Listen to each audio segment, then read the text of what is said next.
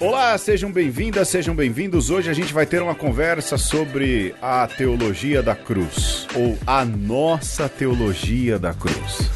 Certo, Ferreira? Eu acho que é o mais certo. Ou preâmbulo a uma teologia da cruz. Uma teologia, não sei. Veja aí na capa, eu sou Pedro Luiz. Eu sou Alexandre Ferreira. Estamos de volta. Bom, se você está ouvindo isso, não é? Dentro daquilo que é o ritmo de publicação do podcast, você sabe que a gente ficou de férias aí, quase um mês, um pouco mais. Mas hoje, Alexandre, eu voltei pro trabalho. Você voltou hoje também, não?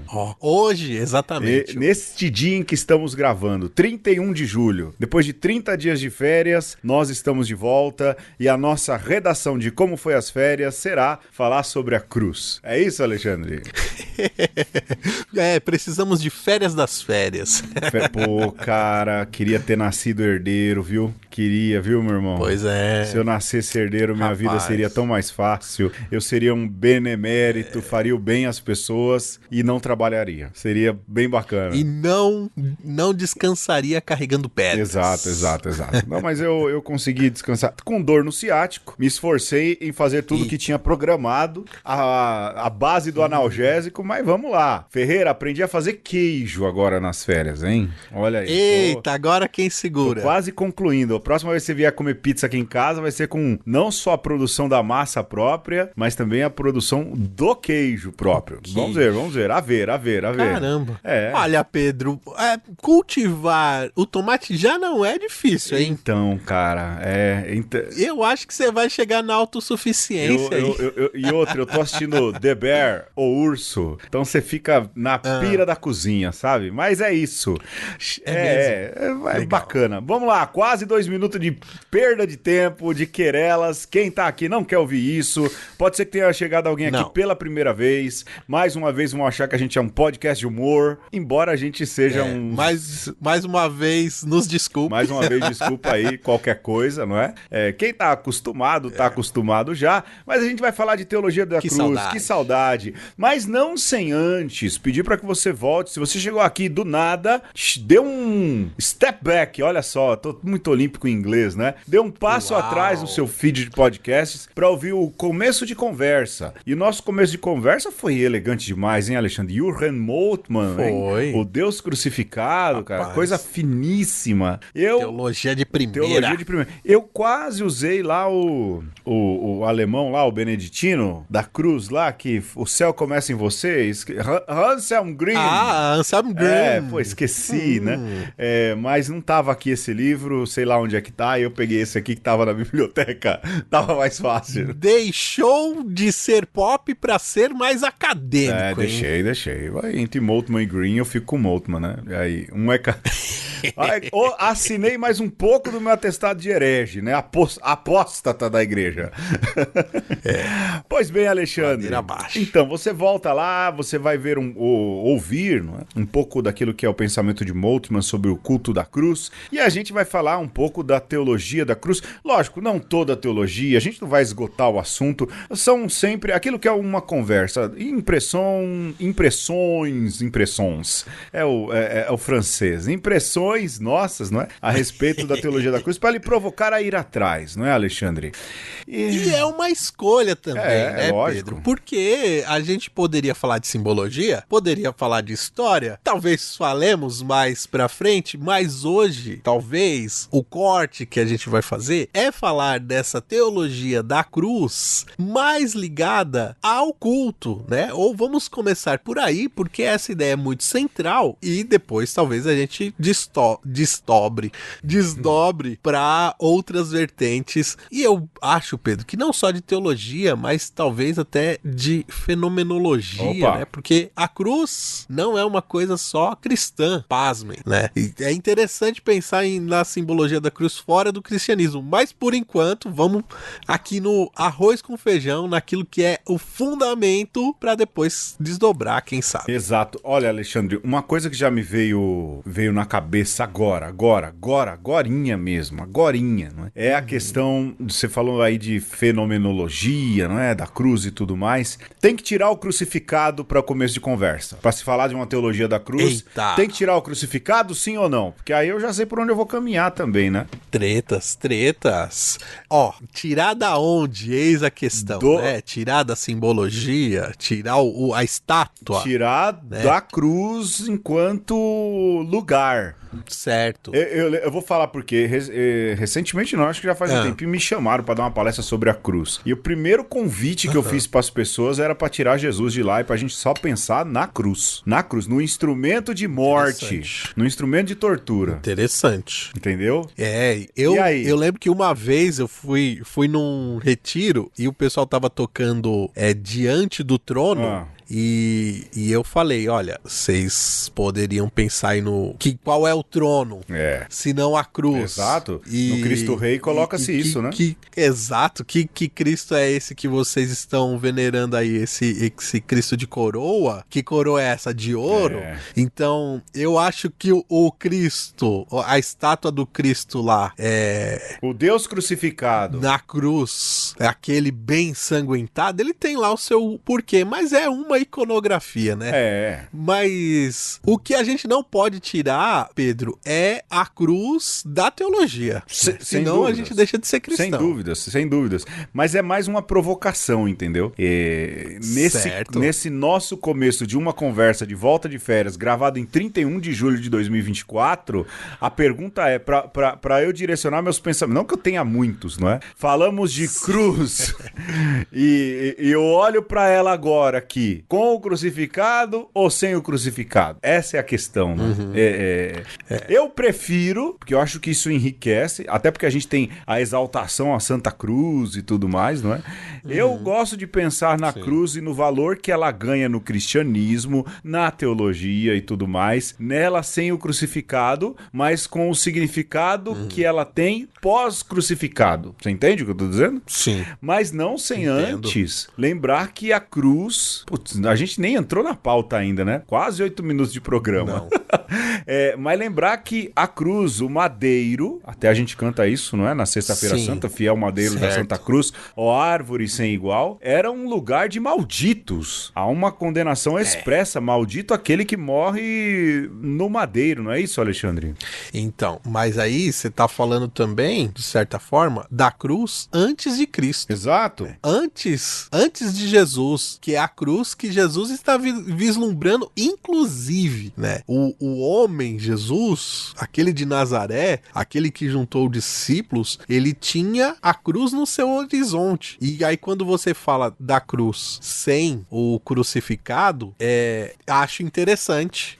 Voto contigo, Datavênia, no sentido de a cruz como lugar onde qualquer homem, qualquer mulher pode estar. Exato, porque no próprio Deuteronômio, mais especificamente capítulo 21, versículo 23, fui pesquisar aqui, né, para não dar orelhada, tá lá, né, maldito todo aquele que morre dependurado no madeiro, aí depende da tradução, mano. Ou seja, a cruz, mesmo se a gente olhar ela sem o crucificado, mas no valor que ela tem no crucificado, antes de passar o Salvador ali, ela é lugar dos malditos. Isso diz muito, a nossa reflexão é sempre cristocêntrica, se você tá chegando aqui a primeira vez, não é? A nossa reflexão, ela sempre parte de Cristo, ela termina em Cristo, ela é referencialmente cristocêntrica, somos seres cristocêntricos, não é isso, Alexandre? Então a cruz, ela tem ali, ela muda o seu significado, mas quando Jesus chega lá, quando essa cruz é colocada às costas de Jesus, é o lugar, se a gente pensar a cruz enquanto lugar, é o lugar dos malditos, certo, Alexandre? Sentença. E aí a gente pode colocar do lado da cruz, né, ou do crucificado, os empalados, exato, os decapitados, os devorados por feras, os degolados, os que foram esquartejados, e aí talvez também os que foram violentados de diversas formas. Então, a gente tem que pintar esse cenário até bastante cruento, né, para usar já aí a palavra que a teologia gosta, pra gente lembrar isso, que são sentenças de morte, né? A cruz, junto com esses outros tantos modos de matar, era uma sentença de morte, né? E aí isso ganha uma conotação religiosa ou sacrificial. Sem dúvidas, sem dúvidas. Bom, passado esse preâmbulo, que eu julgo ser muito importante, a gente vai então para aquilo que é a pauta propriamente dita, que é o fato de que, passado Jesus por lá, há uma modificação. A cruz se torna elemento central no culto cristão. Isso é fato, não é? Aliás, a primeira imagem pintada de Jesus Cristo, que na verdade não é Jesus, não é? Uma crítica, acho que é Anaximandro, que é um soldado romano que cultua Jesus, então há uma pichação, e há um burro crucificado, e a pichação diz: Anaximandro cultua o seu Deus crucificado, e o crucificado é um burro crucificado, né? Mas é o primeiro registro de imagem, verdadeiramente, de uma iconografia ligada a Jesus, historicamente falando, é a figura do Cristo crucificado, de Jesus crucificado. Então isso já revela, no século I, século II, isso já revela como a cruz ela encontra um lugar de centralidade, não é, Alexandre? Dentro daquilo que é a própria mitologia. E aqui não se espante se a gente usar esse termo mitologia cristã. A própria identidade do cristão. Exato, a identidade. Eu estou preparando umas aulas aqui e aí eu acabo optando por mitologia um pouco para causar com os alunos também, entendeu? É intencional. Mas há essa questão de que a cruz está ali na centralidade, não é? Mas também o cristianismo tem como identidade toda a questão simbólica. Um dia a gente podia chamar o Foca aí para falar de simbologia, né? De cruz aí, ele poderia ajudar bastante a gente. Mas a questão do culto também entra nessa identidade, né, Alexandre?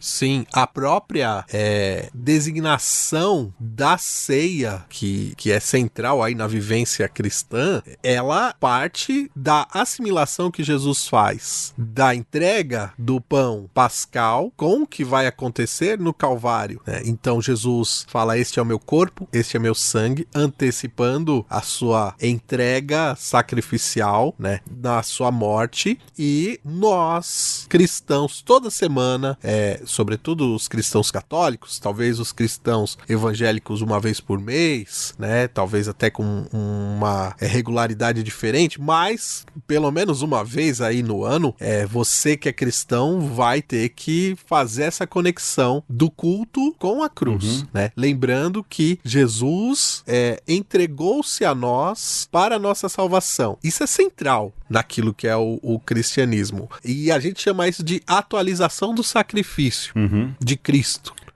Agora, quando a gente fala... e aqui já entra um problema, né, Alexandre? Que quando se fala ali no culto, que o sacrifício de Jesus é atualizado, até hoje, né? Até hoje há um problema aí de má interpretação. Eu já não acho... Sinceramente, já não acho que é má interpretação, não. É uma interpretação errada, intencional, sabe? Hoje mesmo me deparei com alguém deturpando um discurso de Pio XII. A Dona Patroa tá fazendo um parêntese enorme aqui, né? Dona Patroa tá fazendo uma pesquisa sobre desinformação e vacina, e lá pelas tantas ela encontrou alguém usando um discurso de Pio XII em 1954 para falar que Pio XII condenava as vacinas, tipo as da Covid. Né? E aí ela mandou para mim, olha aí, não é tal, a infalibilidade papal pode gerar esse tipo de coisa, quando na verdade o problema é uma má interpretação do cara, porque é um discurso pós-Segunda Guerra Mundial, primordial, e o que ele fala é de uma medicina que é muito experimental.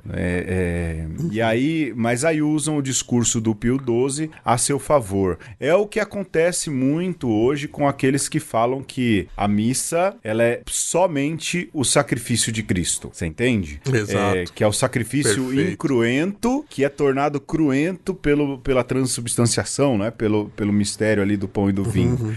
E em oposição a isso, dessa atualização do sacrifício de Cristo, há aí uma corrente, não uma corrente, é uma afirmação teológica muito correta, dado aquilo que é o Concílio Vaticano II, de que a Santa Missa, ela é a celebração do mistério pascal, que envolve também o sacrifício da cruz, mas que envolve também a ressurreição, que envolve também a partilha da última ceia, a partilha da mesa, envolve a presença do Espírito, o envio do Espírito, ou seja, tudo aquilo que envolve o mistério pascal de Cristo, não é? Mas a gente tem uma tendência hoje da galera que pega a cruz ali como só atualização do sacrifício, né, Alexandre?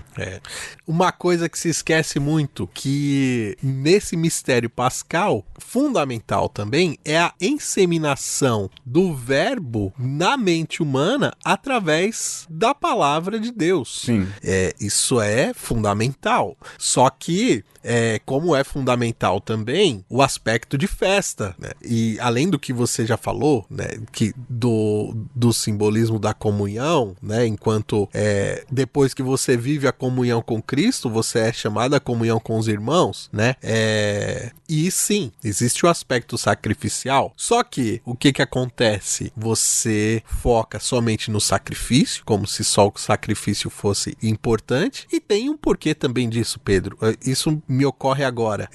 Por que se foca no sacrifício? Porque você está emulando as religiões antigas e a importância dos sacerdote, do mediador. Sem dúvida. Então, verdade. Se você é o único mediador, então você reforça isso, a sua figura como sacerdote, né? E aí você se coloca numa posição de sacerdote melhor do que das outras religiões, porque você oferece não um sacrifício imperfeito, mas um sacrifício perfeito.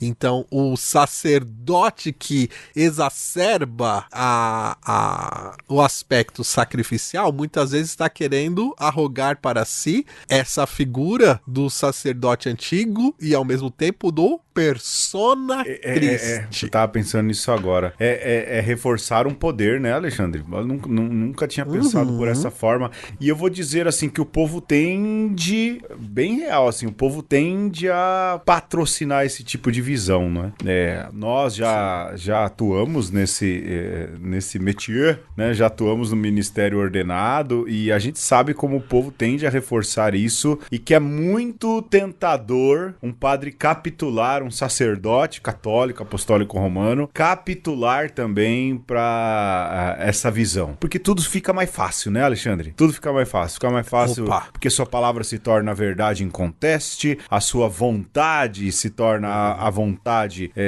de Deus, não é? E você reforça todo esse discurso justamente porque você é persona Christi. Mas é fato. E eu não tinha pensado nisso, não é? Como reforço de discurso de autoridade, né, rapaz?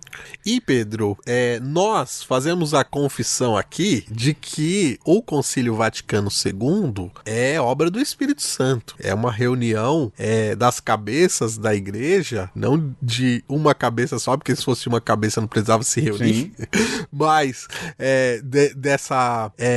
desse evento eclesial para nos trazer uma valorização do mistério pascal naquilo que ele é, que é, por ser mistério, multifacetado. Não pode ser reduzido, né? Então, o Vaticano II nos lembra, olha, o aspecto sacrificial é importante, mas o aspecto da comunhão é importante, o aspecto da palavra é importante, o aspecto da participação do povo é importante, né? O sacerdote, ele é importante, mas ele é servo desse mistério, né? Não alguém que domina e tudo gira em torno dele, mas ele também se desloca ao redor desse mistério, né? Sai da centralidade para que esse mistério possa ser cada vez mais contemplado e vivenciado e aos poucos compreendido segundo a consciência de cada um.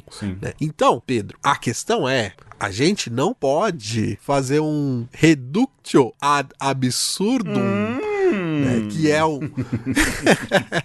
que é um exercício o reductio ad absurdum é um exercício retórico quando você quer trazer um exemplo de tão evidente ele se torna absurdo, como se fosse uma verdade única, né? Explicando, né? A gente não pode colocar essa centralidade do sacrifício como se fosse a única coisa pra gente vivenciar no nosso culto cristão, né? Porque, Pedro, a gente corre o risco, inclusive, de esquecer que é um sacrifício, né? Ou do que significa sacrifício no todo. Porque se eu coloco só ali foi por você, né? Foi por você que Jesus morreu.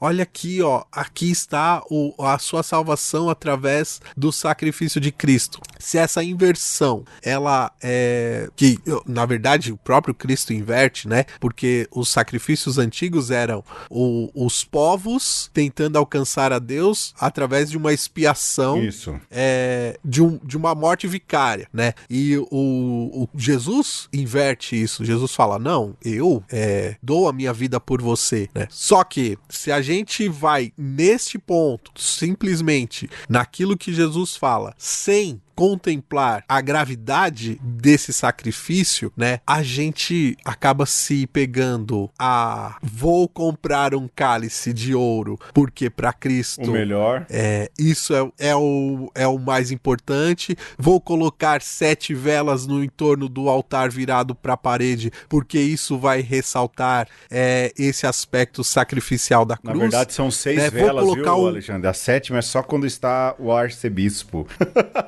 É mesmo. Olha, já tinha esquecido disso. Olha, o Pedro tá atento às regras ainda litúrgicas. Não, é pesquisa de linguagem semiótica. Mas você concorda, Pedro, que quando a gente ressalta essas firulas, a gente esvazia esse próprio sentido sacrificial? Sem dúvida, sem dúvida. E mais do que isso, corre-se um risco, porque o sacrifício é de Deus para o povo, né? Ele oferece o cordeiro. Até remonta aquela imagem do sacrifício de Isaac, não é? Deus há de providenciar o cordeiro. E não é a gente que oferece para Deus, mas é Deus que oferece para nós. Não tô reclamando do esmero, né? Mas todo esmero dá um sentido de que é um sacrifício humano para Deus, quando na verdade é a atualização do sacrifício de Deus pela humanidade. Isso é importante também, não é? E todas essas imagens, né? Toda a semiótica que existe no cálice cravejado de brilhantes e do tamanho sei lá do que, de uma bacia, esse monte de vela, as roupas que são mais caras do que vestido de noivas, tudo isso coloca o tom do sacrifício como se fosse nossa oferta para Deus, não é? Quando na verdade, do ponto de vista teológico, é um caminho inverso. É Deus quem oferece o sacrifício, né? Sim, então talvez o nosso primeiro exercício aqui para uma teologia da cruz saudável é lembrar isso, né? Quanto menos emperiquitado, quanto mais a gente valoriza o mistério pascal como um todo e não somente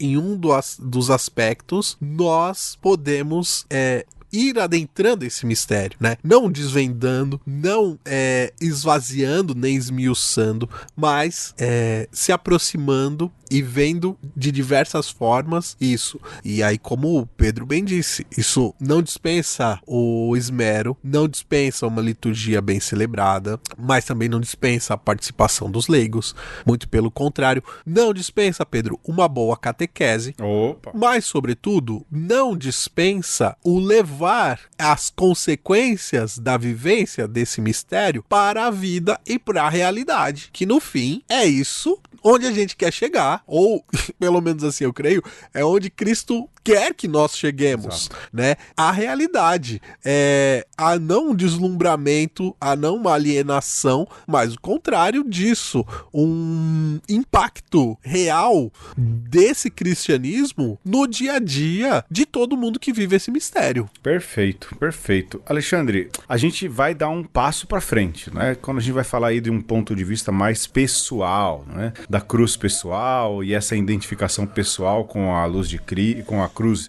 de Cristo. É engraçado, cruz e luz são coisas que rimam, né?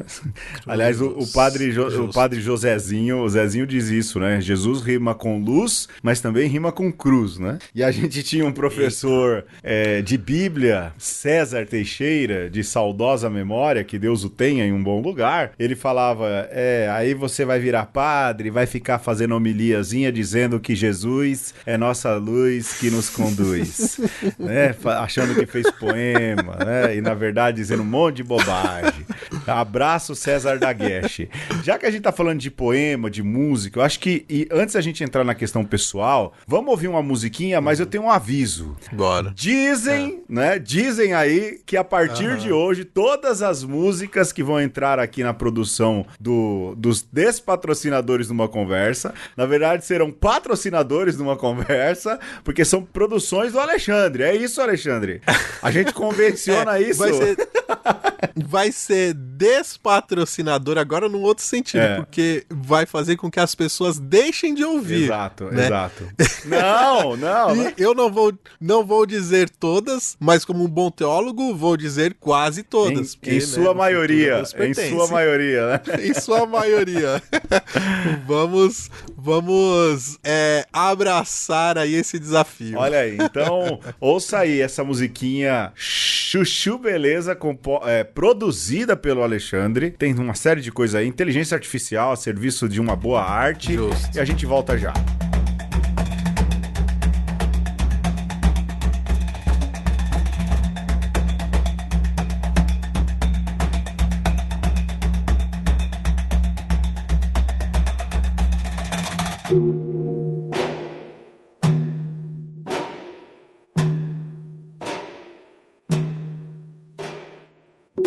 Se alentra no Senhor nossa força e ao Deus de Jacó glorificar. Cante salmos, toque tamborim, se tiver toque harpa e lira. Na lua nova sopra a trombeta, na lua cheia na festa porreta.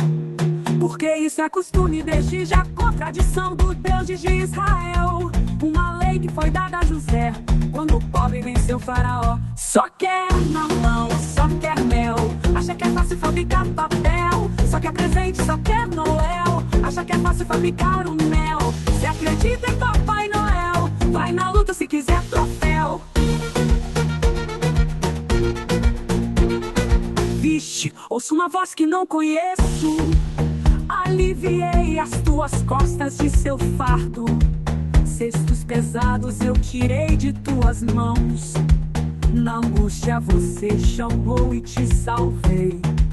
De uma nuvem trovejante te falei, e junto às águas rebeldes te provei. Ouve, meu povo, porque vou te advertir. Israel, se tu quisesse me escutar, eu não seria pra ti desconhecido, nem seu odores eu iria estranhar. Só quer mamão, só quer mel, acha que é fácil fabricar papel. Só quer presente, só quer Noel, acha que é fácil fabricar um mel. Se acredita em Papai Noel, vai na luta se quiser troféu. Porque eu sou teu Deus e teu Senhor, que da terra do Egito te arranquei. Quando abriu tua boca bem que te saciei. Mas meu povo não ouviu a minha voz, Israel não quis saber de obedecer. Deixei então que seguisse seus caprichos, abandonei e vi seu coração endurecer. Quem me dera que meu povo me escutasse, sempre em meus caminhos que Israel andasse. Seus inimigos morreriam de terror, pois eu voltaria minha mão contra o opressor. Só quer mamão, só quer mel, acha que é fácil fabricar papel. Só quer presente, só quer Noel, acha que é fácil fabricar um mel. Se acredita em Papai Noel, vai na luta se quiser troféu.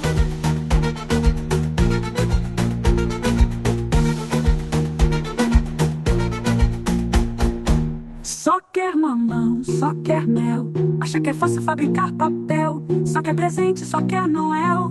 Acha que é fácil fabricar o mel, se acredita em Papai Noel. Vai na luta se quiser troféu.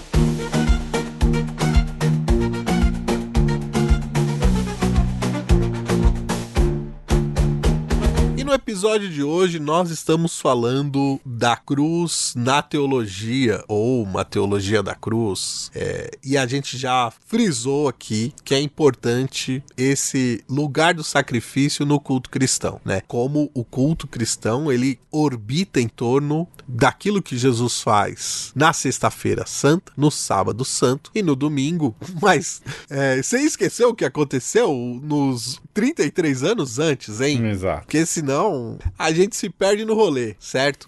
Então, a gente se atendo, Pedro, a esse aspecto cultico e, sobretudo, nos dias de hoje, a gente poderia dar um passo à frente falando agora de como essa exacerbação da devoção à cruz pode ser uma fuga da cruz pessoal. Joguei a isca ou você ainda não pegou? Me explique como se eu tivesse 3 anos de idade. Não, como se também você tivesse tanto, né? quase 6. Me explique como se eu fosse a Alice. Justo, perfeito.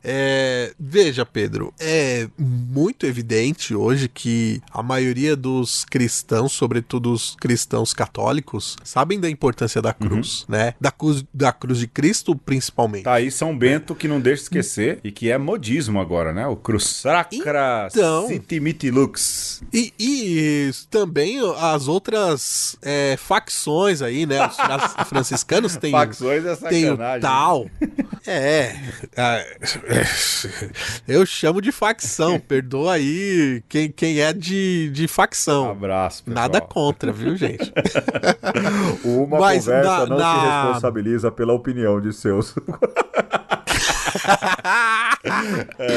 Nas Olimpíadas agora tinha um atleta brasileiro com um tal bonito, rapaz, discretinho ali, de ouro. Tal de ouro. Bonito. Poxa. Eu achei bonito. A gente que já foi lá ver o túmulo de Francisco, hein, Alexandre? As roupinhas de São Francisco, pensar num tal de ouro Mas tava bonitinho, Pedro. Tava discretinho ali. De ouro, né? Mas era de ouro, né? Simbolicamente ali tava ornando. Aliás, né, eu vejo... Inclusive com a indumentária. Rapaz, a galera tá usando o tal aí, a torta direita, né? É mesmo. Então. Mas tá bom, vai. Desculpa o parêntese aí. Gente, estamos voltando de férias, vai. Isso, né? A cruz tem o seu lugar ali como até amuleto. O pessoal vai ficar bravo de novo. Né? Tem um lugar ali do ponto de vista devocional e tal. Beleza, joia. Só que a gente não pode esquecer, né? Ou eu vou frisar isso de uma maneira diferente. Aquelas palavras de Jesus, né? Aquele que quer me seguir, tome sua própria cruz e me siga. É o grande ensinamento esquecido de Jesus, né? A gente não deveria esquecer, mas a gente esquece. Porque é mais fácil ficar na cruz pendurada, né? É mais fácil ficar na cruz do altar. Só que essa cruz que Jesus pede para cada um carregar, ela vem antes, né? É a cruz no horizonte de Jesus, né? E isso é importantíssimo. E isso também é central nessa teologia da cruz, né? Quando Jesus fala, tome sua própria cruz e me siga, se a gente olhar o evangelho de uma maneira fundamental, né? Não como uma construção posterior, se a gente atribui essa frase como uma frase verdadeiramente dita por Jesus, é algo muito sério, porque Jesus não está falando tome a cruz e pendure no seu pescoço, né? Tome sua cruz e coloque no seu altar para me venerar. Ele está falando, eu tenho no horizonte um destino que não é bonito, e eu tô convidando você para ser o meu discípulo, para seguir por esse caminho, que também não vai ser bonito, que também vai ser de estar no sol escaldante, sendo sufocado pelo seu próprio sangue, ou vai ser decapitado, ou vai ser empalado, ou vai ser esquartejado, ou coisa semelhante. A lista é grande. A lista é grande. Você se esqueceu disso, meu chegado? Pois é. Eu acho que aí também, não é? Esse tome a sua cruz e vem após mim, tem uma ligação também com pega a tua cama e anda, né? Pega o teu leito e sai a andar. Que carregam imagens que carregam muito o fato de assuma a própria vida com as consequências que a vida tem, não é? E a vida tem escolhas, e por ter escolhas ela tem consequências, e essas consequências elas são fruto das escolhas, não é? Não é Deus quem manda, são caminhos que a gente opta e que a gente trilha e que acaba vivendo e que acaba fazendo com que isso aconteça na nossa própria vida. Quando Jesus fala isso, não é? Vem após mim, pega a tua cama e vai viver, ou pegue a sua cruz e vem atrás de mim, assuma as consequências de viver o evangelho. E o meu pároco diz muito isso, é conflitivo, ele fala muito isso, é conflitivo, não é? Viver o evangelho é conflitivo, é isso. Assuma o quanto é conflitivo viver o evangelho nesse tempo em que a gente está. Sim. Né? Não o evangelho, o cônego José Arnaldo, baita padre da Arquidiocese de São Paulo, não é? Dizia isso, né? A gente corre o risco de cair num cristianismo light, num cristianismo adoçado, não com açúcar, mas com adoçante, num cristianismo zero, ou seja, é um Jesus que ele exige um certo compromisso, mas até onde eu quero, não é? Por exemplo, ele exige um compromisso, mas ad intra, dentro da igreja, posições arriscadas na sociedade, não, isso não tem a ver com Jesus, mas lembre-se, e como nossa conversa começou, que o lugar chamado cruz, que é o centro da nossa conversa aqui, era um lugar de gente maldita, né? De gente perigosa, sim, de gente que era subversiva. Viver o evangelho em 2024, no século 21, é assumir uma porção subversiva. Caso não seja, a gente tá pegando a cruz de ouro, não aquela de madeira que Jesus, todo lanhado nas costas, ainda teve que colocar um tronco de árvore e provavelmente que o machucou ainda mais, mas ele assumiu de forma inteira, não é? Tudo aquilo que é o sacrifício das escolhas que Deus fez por meio de Jesus, que também é Deus, obviamente, né? Que Deus Trindade fez por meio de Jesus. Significa isso também pra gente, né, Alexandre? Sim. Assumir a própria vida sem medo do que a vida reserva. Lógico que às vezes a gente tem medo. Pô, cara, tem pra caramba, né, meu? Mas tem que encarar. A emulação sacrificial até pode ser incruenta, mas a vida, ela é cruel. Sim.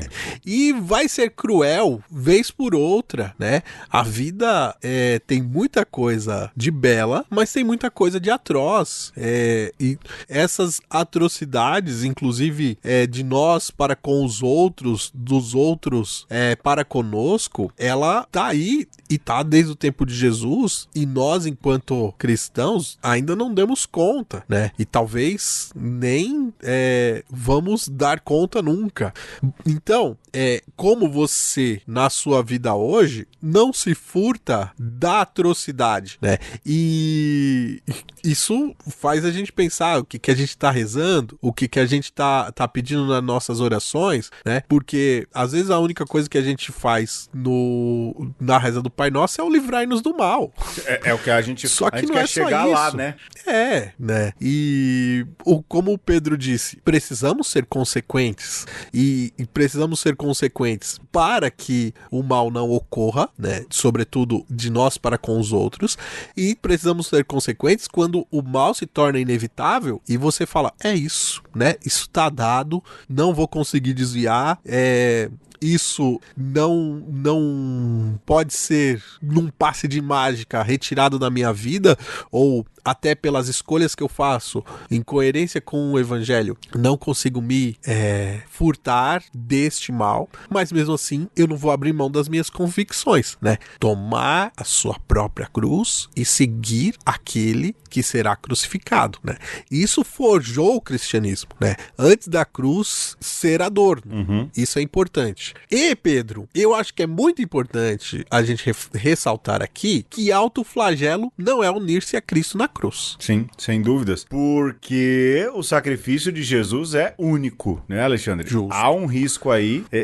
Então, e aí entra a questão da mortificação, né, rapaz? Essas coisas assim, não, vou completar. É porque Paulo diz isso, né? Vou completar em minha carne o sacrifício de Cristo. Calma aí, alto lá, né? Ninguém complementa nada, ninguém une a nada, porque o sacrifício de Cristo é Deus fazendo aquilo que a gente já falou, é único, alto lá, né? Sim. Porque há hoje uma tendência a isso também, né? Ao autoflagelo. Então. Eu lembro, hoje é padre, né? Lá no Pernambuco, o padre Pedro Igor, ele falava de uma música, perdão, Senhor, porque sou tão pecador, sou pequeno e sem valor.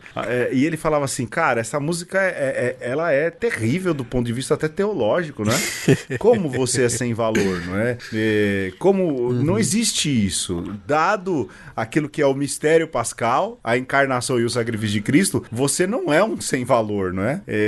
Ou pensa muito natureza caída, não é? E aí fala, não, mas aí eu preciso me autoflagelar, eu preciso viver tudo isso para que eu possa me unir ao sacrifício de Cristo, né?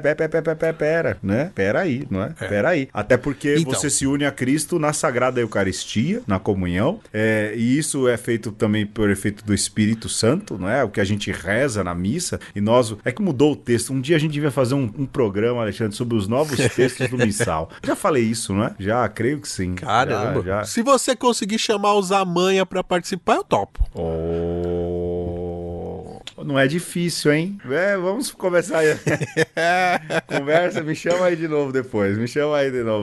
Mas é isso, né? A gente vive um cristianismo ultra penitencial ultimamente, não é? Nessa tentativa de unir-se a Cristo.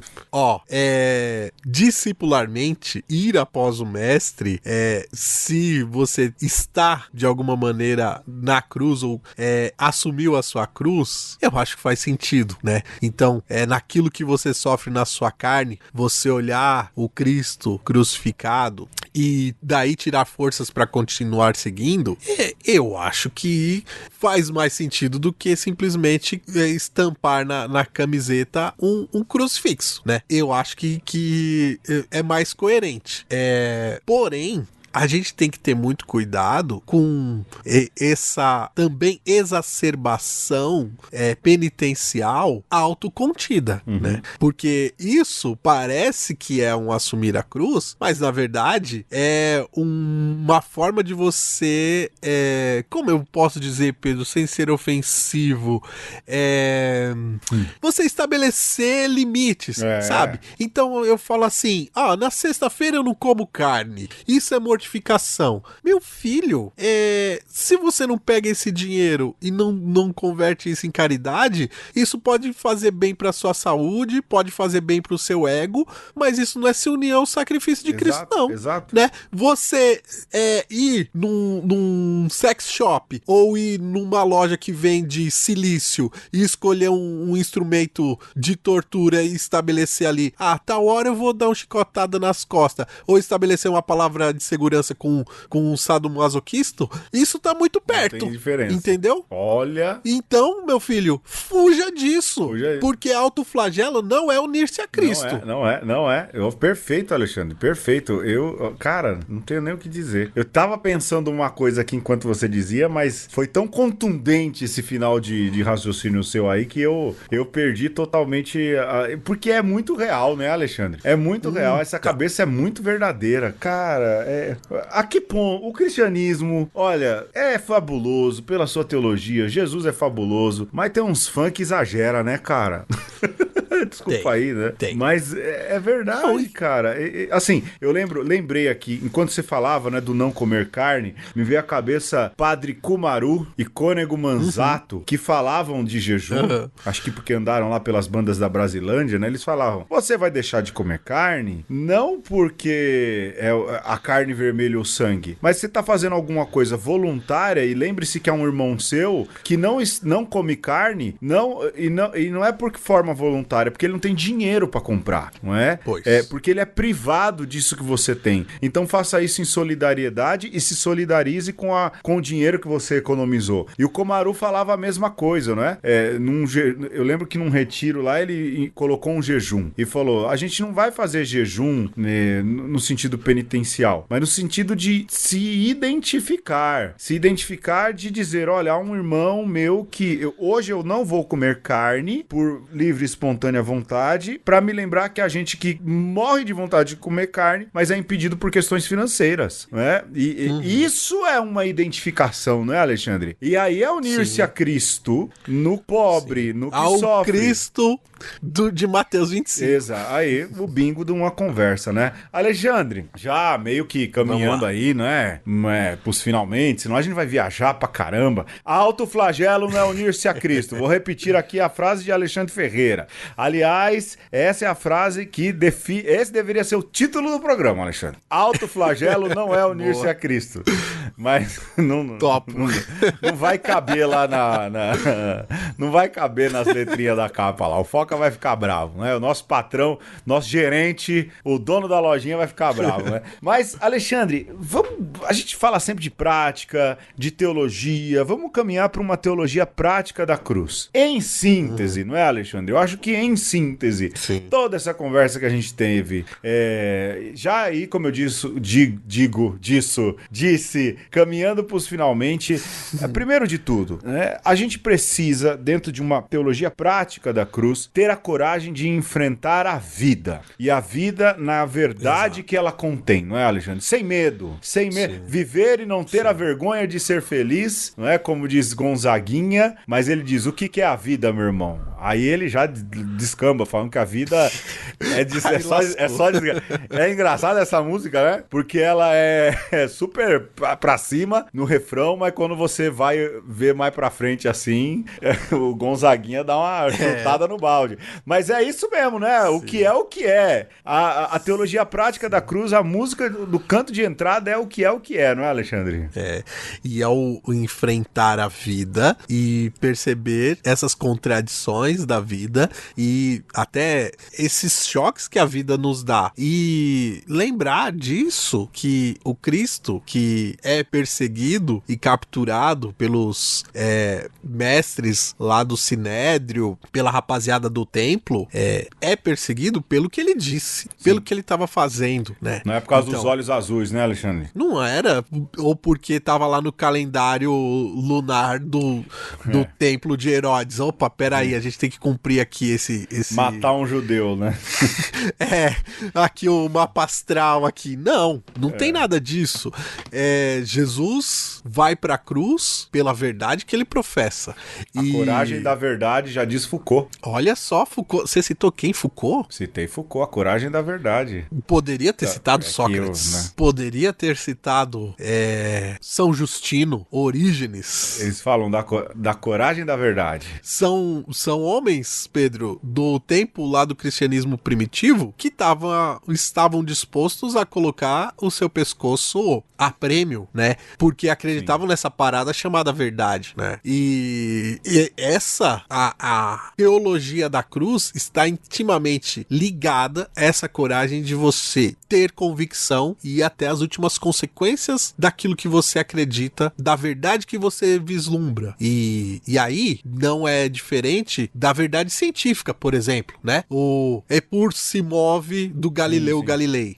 Rapaz, se você sabe que isso é aquilo que não pode ser omitido de maneira nenhuma, bota o seu pescoço a prêmio, né? Bota o seu pescoço aí na guilhotina e vamos ver o que dá, porque se você se desvia da verdade, né? Dessa verdade que ela é ética, você tá se desviando do seu destino, da sua cruz, né? Perfeito, daquilo que Jesus pede para nós. Então vamos lá, a primeira síntese é essa, né? A coragem de enfrentar a verdade, mas também a gente não foge do Mateus 25, lema de vida de uma conversa desde os seus primórdios, que é o fato de que Jesus não permaneceu na cruz, foi foi sepultado, desceu à mansão dos mortos, ressuscitou ao terceiro dia e subiu aos céus, de onde há de vir a julgar os vivos e os mortos. Aliás, é sempre importante lembrar isso, né, Alexandre? O padre Zezinho, naquela música Um Certo Galileu, a música terminava com Jesus na cruz, né? E o padre Zezinho dizendo, e o mundo ainda tem medo de Jesus que tinha tanto amor. E aí a irmã Vera Bombonato, uma religiosa paulina, uma teóloga de mão cheia, chegou pro padre Zezinho e falou, olha, padre, tá errado do ponto de vista até de celebração do mistério pascal. Jesus não terminou na cruz. Jesus terminou ressuscitado e ele há de retornar. E aí o padre Zezinho fez uma última parte, né? Pra lembrar o quê? Que a cruz... você nunca ouviu a última parte de Um Certo Galileu? Depois você procura aí a última parte. Ele regravou e tudo mais, não é? E ele fala, não, agora ela tá teologicamente correta. Porque nesse culto à cruz, nessa teologia da cruz, a gente tende a deixar Jesus pregado lá. Olha pra cruz, essa é a minha grande prova. Eu não posso falar nada que quando tava no sacerdócio, sexta-feira santa, cantava essa, né? Pô. Mas ali, naquele momento, ela é uma grande prova. Mas a prova maior de Deus está no fato de que ele ressuscitou e vencendo a morte nos dá a oportunidade também de viver esse mistério inserido nele, né? Essa é a grande prova de Deus. A cruz é um ponto, mas Jesus desce da cruz. Ele é descido, ele não fica ali. É um ponto e vírgula, não é um ponto final. É um ponto parágrafo, não é um ponto final. E o que isso significa? Que cruz não é lugar de ninguém. Não foi de Jesus e não é nosso. E é injusto que hajam tantos crucificados pelo sistema. Abraço, João Gordo, né? Tantos crucificados pelo sistema nesse tempo em que a gente está. Então, o que é uma prática da cruz? É ver a pessoa crucificada e dizer, você está se unindo ao sacrifício de Cristo, conte com as minhas preces. Vai dizer, cara, peraí, mina, peraí, né? Eu vou ajudar você a descer dessa cruz aí, porque isso não é lugar pra ninguém. Foi o último que passou, foi Jesus e pronto, acabou, não é? Eu acho que o centro da teologia da cruz tá aí também, né, Alexandre? Sim. Olha, Pedro, você lançou a cruz agora pro futuro, né? Essa atualização não é uma coisa só que a gente retorna no ano 33 DC, mas Jesus é o último crucificado, né? Para nós, cristãos, Jesus é o último crucificado, basta, né? Depois dele mais ninguém. Essa deveria ser a nossa lógica. Porque um outro aspecto do mistério pascal é que esse mistério, ele é uma dinamis, né? Uma dinâmica, uma mentalidade que ela percorre toda a nossa vida, não só enquanto a gente está no culto, mas quando a gente acorda de manhã, quando a gente desce do ônibus ou do metrô, quando a gente está trabalhando, quando a gente vai almoçar e quando a gente está retornando para nossa casa.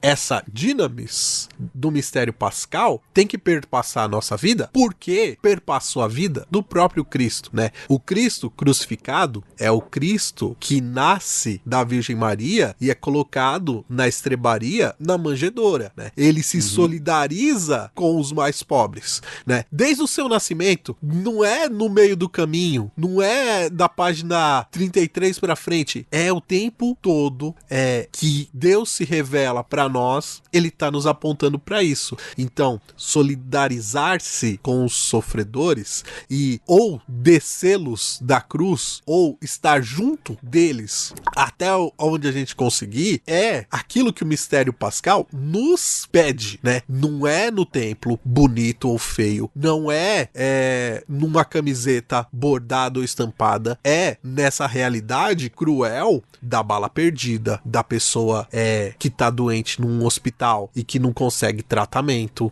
na pessoa que tá com depressão e que ninguém visita, em todas essas situações, né? Em onde tiver um ser humano sofrendo, é o lugar onde a gente pode contemplar a cruz de Cristo. Exatamente. Bom, Alexandre, eu acho que como um programa de volta de férias, a gente tá bem, né? Acho que foi bem, né, Alexandre? Acho que foi bem, já deu pra dar uma desopilada, né?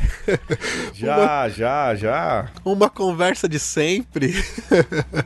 Eu acho que valeu de volta, não é? É isso, pessoal, olha, cruz é símbolo, ela é parte importante, Jesus transformou. Eu acho que, pra mim, do ponto de vista de falar teologia de cruz, é que Jesus transforma tudo, né? Inclusive um instrumento de morte em um instrumento de vida, né? É isso, porque era um instrumento maldito, era um instrumento de morte, de execução, execução, e ali se torna um começo de vida, uma vida que se transforma, a nossa, né, que é transformada aí pelo sacrifício da cruz, mas também pela ressurreição. Muito cuidado com quem só foca numa parte, há um pezinho colocado aí numa insuficiência teológica, mas de insuficiência teológica o mundo tá cheio, a gente também se coloca nesse meio. Alexandre, valeu, um beijo. Um abraço e um aperto de mão. É isso, até a próxima semana. Tchau, tchau.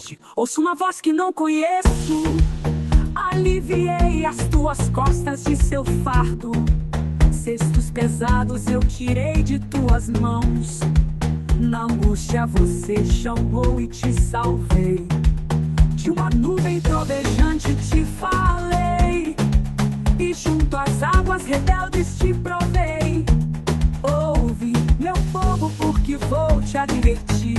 Israel, se tu quisesse me escutar, eu não seria pra ti desconhecido, nem seu odores eu iria estranhar. Só quer mamão, só quer mel, acha que é fácil fabricar papel. Só quer presente, só quer Noel, acha que é fácil fabricar um mel. Se acredita em Papai Noel, vai na luta se quiser troféu. Porque eu sou teu Deus e teu Senhor, que da terra do Egito te arranquei. Quando abriu tua boca, bem que te saciei. Mas meu povo não ouviu a minha voz, Israel não quis saber de obedecer. Deixei então que seguisse seus caprichos, abandonei e vi seu coração endurecer. Quem me dera que meu povo me escutasse.